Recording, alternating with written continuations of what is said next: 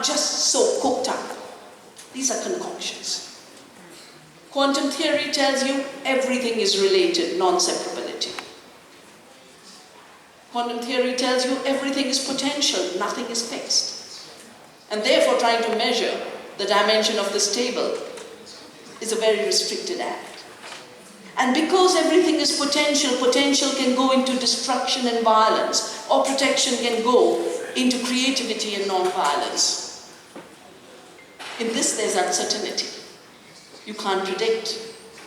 You've got to create those conditions. And so uncertainty, rather than certainty of a very false kind, is what quantum theory teaches you. And again, because it's potential, there's nothing like either or.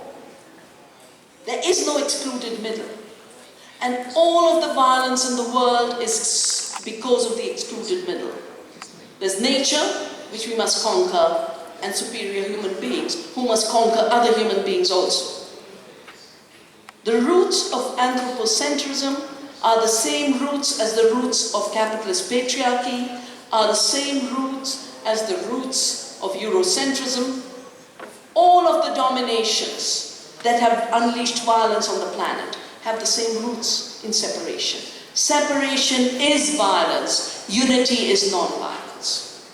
And all our spiritual teachers taught us this unity in diversity. That's what we are exploring in today's time. Extremely brutal times. And if we don't have the earth and our unity to guide us, extremely despondent times. The epidemic of suicides everywhere is part of that signal of despair.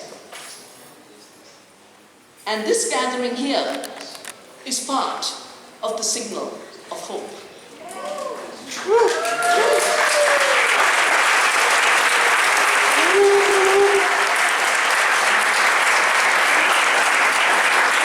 I'm sure those of you who studied physics would have studied something called the Boyle's Law. Now, the person behind the Boyle's Law was also the New England governor.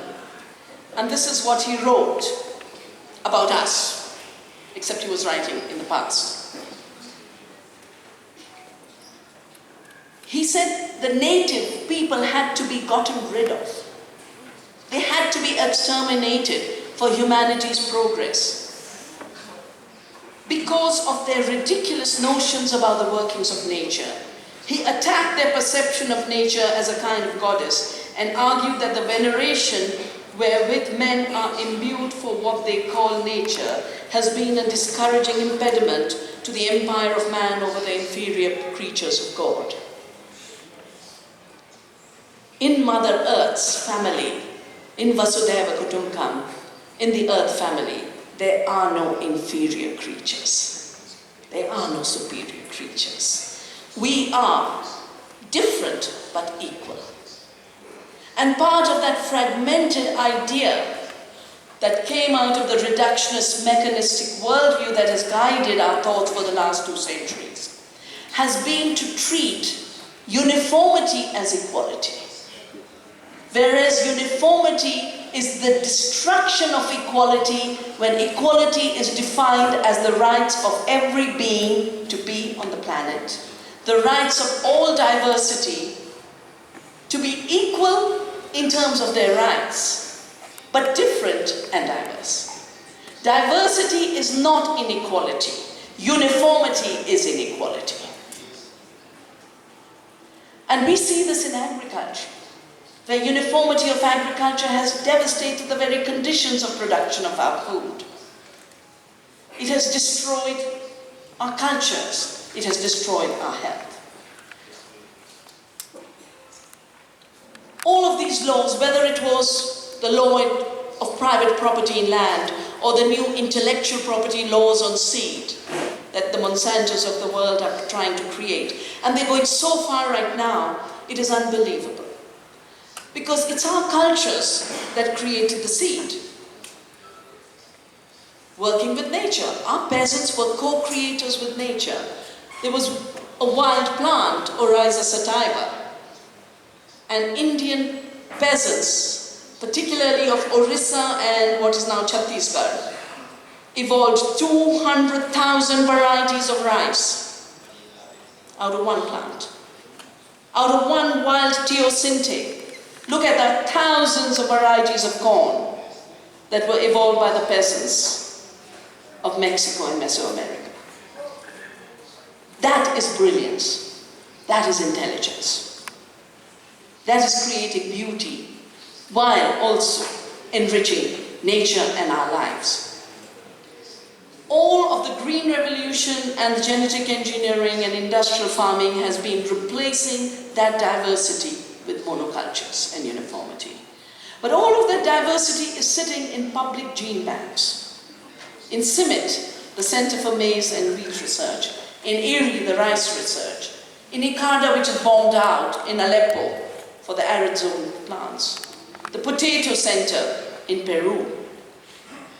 What these companies are now doing, totally outside the law, self-appointed, and Bill Gates is the big financier of this new privatization. They're taking all the seeds that farmers have collected and grown.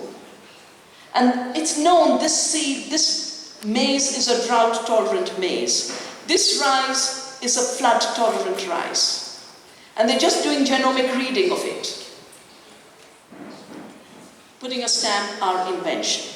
They have no idea how that system works. The knowledge of the drought tolerance, the knowledge of the flood tolerance, the knowledge of the salt tolerance comes from the peasants. And just like in the earlier colonial times, they'd sit with maps and draw lines and divide up countries and communities. Now they're drawing lines in the genome and turning it into their property. Our seeds are not for sale. They are not your inventions. They are not your property. They are gifts of Mother Earth, which we will protect with the deepest love. And your deceit and your lies and your violence will be stopped by the unified non-violence and love of all the people who see themselves as children of Mother Earth.